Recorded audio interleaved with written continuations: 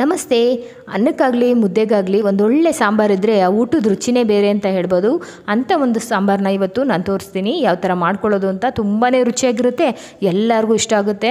ಇದನ್ನು ದೋಸೆ ಇಡ್ಲಿಗೂ ಮಾಡ್ಕೊಳ್ಬೋದು, ಅನ್ನ ಸಾಂಬಾರಿಗೂ ಮಾಡ್ಕೊಳ್ಬೋದು. ಯಾವುದೇ ರೀತಿ ಮಸಾಲೆನ ರುಬ್ಬಿ ಮಾಡ್ಕೊಳ್ಬೇಕು ಅಂತ ಏನೂ ಇಲ್ಲ, ತುಂಬ ರುಚಿಯಾಗುತ್ತೆ. ಬನ್ನಿ ಇದನ್ನು ಯಾವ ಥರ ಮಾಡ್ಕೊಳ್ಳೋದು ಅಂತ ತೋರಿಸ್ತಾ ಇದ್ದೀನಿ. ಇಲ್ಲಿ ಹಲಸಿನ ಹಣ್ಣನ್ನು ತಿಂತೀವಿ, ಹಲಸಿನ ಬೀಜನ ಬಿಸಾಕ್ತೀವಿ, ಅದನ್ನು ಬಿಸಾಕಬೇಡಿ. ಇದರಲ್ಲಿ ತುಂಬ ನಾವು ರೆಸಿಪೀಸ್ಗಳನ್ನ ಮಾಡ್ಕೊಳ್ಬೋದು. ಇಲ್ಲಿ ನಾನಿವತ್ತು ಸಾಂಬಾರನ್ನ ಮಾಡಿ ನಿಮಗೆ ತೋರಿಸ್ತಾ ಇದ್ದೀನಿ. ಈ ಥರ ಒಂದು ಕಲ್ಲಿನ ಸಹಾಯದಿಂದ ಒಂದು 2 ದಿನ ಹಣ್ಣನ್ನು ತಿಂದಮೇಲೆ ಈ ಸೀಡ್ಸ್ನ ಏನು ಮಾಡಿ ಒಂದು ಸೈಡ್ಗೆ ಎತ್ತಿಟ್ಬಿಡಿ. ಅದೇನಾಗುತ್ತೆ, ಒಂದು ಇದಕ್ಕೆ ಎಲ್ಲನೂ ಅಥವಾ ಬಿಸಿಲಲ್ಲಿ ಹಾಕಿದ್ರೂ ಕೂಡ ನೀಟಾಗಿ ಈ ಸಿಪ್ಪೆ ಸುಲ್ಕೊಳ್ಳುತ್ತೆ. ನೋಡಿ, ಈ ಥರ ಈಸಿಯಾಗಿ ಬಂದುಬಿಡುತ್ತೆ. ಒಂದು ಕಲ್ಲಿನ ಸಹಾಯದಿಂದ ಜಜ್ಜಿಕೊಂಡ್ರೆ ಒಂದು ಸ್ವಲ್ಪ ಜಜ್ಜಿದ್ರೆ ಸಾಕು, ಸಿಪ್ಪೆ ನೀಟಾಗಿ ಸುಲ್ಕೊಳ್ಳುತ್ತೆ.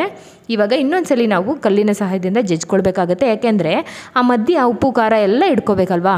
ಹಾಗಾಗಿ ಕಲ್ಲಿನ ಸಹಾಯದಿಂದ ಸ್ವಲ್ಪ ತುಂಬ ಜಜ್ಜೋದಕ್ಕೆ ಹೋಗಬೇಡಿ, ಒಂದೊಂದ್ಸಲಿ ಹಾಕಿದ್ರೆ ಸಾಕು. ನೋಡಿ, ಈ ಥರ ಆದ ನಂತರ 1 ಬೌಲಷ್ಟು ನನಗೆ ಹಲಸಿನ ಬೀಜ ಸಿಕ್ಕಿದೆ ಅಲ್ವಾ. ಇವಾಗ ಅರ್ಧ ಲೋಟದಷ್ಟು ನಾನು ಸಾಂಬಾರು ಬೇಳೆ ಬರುತ್ತಲ್ವ, ಅದನ್ನು ತೊಗೊಂಡಿದ್ದೀನಿ.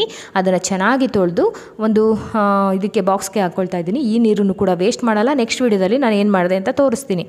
ಇದನ್ನು ನಾನು ನೀರನ್ನ ಶೋಧಿಸ್ಕೊಂಡಿದ್ದೀನಿ.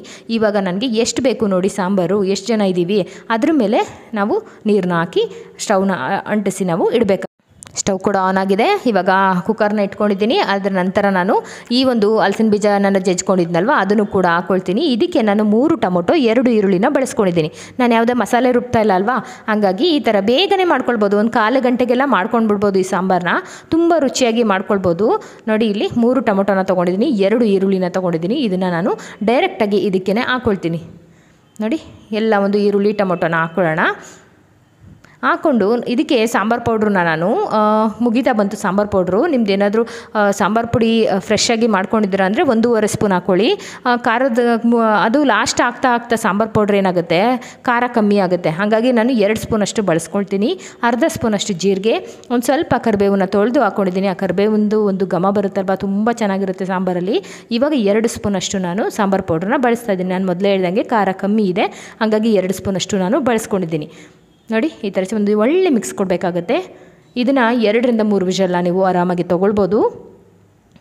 ನೋಡಿ, ಮಿಕ್ಸ್ ಕೊಟ್ಟ ನಂತರ ಇದಕ್ಕೆ ರುಚಿಗೆ ತಕ್ಕಷ್ಟು ಉಪ್ಪು ಹಾಕ್ಕೊಳ್ಳಿ. ಉಪ್ಪು ಹಾಕ್ಕೊಂಡ ನಂತರ ನಾನೇನು ಮಾಡ್ತೀನಿ, ಕಾಯಿ ತುರಿನ ಒಂದು 3 ಸ್ಪೂನಷ್ಟು ಕಾಯಿ ತುರಿನ ಬಳಸ್ತಾ ಇದ್ದೀನಿ. ಕಾಯಿ ತುರಿನ ನೀವು ಸ್ಕಿಪ್ ಮಾಡೋದಕ್ಕೆ ಹೋಗಬೇಡಿ. ಕಾಯಿ ತುರಿ ಹಾಕಿದ್ರೆ ತುಂಬಾ ರುಚಿಯಾಗುತ್ತೆ ಈ ಸಾಂಬಾರು. ಇವಾಗ ಕ್ಲೋಸ್ ಮಾಡಿ ಒಂದು 3 ವಿಷಲ್ನ ತೊಗೊಳ್ಳೋಣ. ನೋಡಿ, ಈ ಥರ ಕ್ಲೋಸ್ ಮಾಡಿಬಿಟ್ಟು ಒಂದು 3 ವಿಷಲ್ ಆದ ನಂತರ ಯಾವ ಥರ ಆಗಿದೆ ಅಂತ ನಿಮಗೆ ತೋರಿಸ್ತೀನಿ. ಆಗಿದೆ ಇವಾಗ.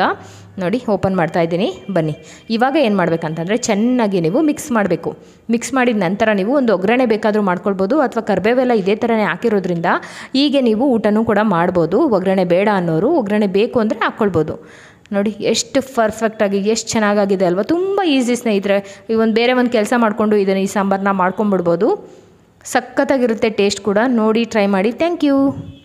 ವಿಡಿಯೋ ಇಷ್ಟ ಆದರೆ ಏನು ಮಾಡಬೇಕಂತ ಗೊತ್ತಲ್ವಾ, ಲೈಕ್ ಮಾಡಿ, ಶೇರ್ ಮಾಡಿ, ಕಮೆಂಟ್ ಮಾಡಿ. ಹೊಸಬ್ರಾಗಿದ್ದರೆ ಚಾನಲ್ನ ಸಬ್ಸ್ಕ್ರೈಬ್ ಆಗಿ ನೋಡಿ ಸ್ನೇಹಿತರೆ. ತುಂಬಾ ಚೆನ್ನಾಗಿರುತ್ತೆ. ಟ್ರೈ ಮಾಡಿ. Thank you.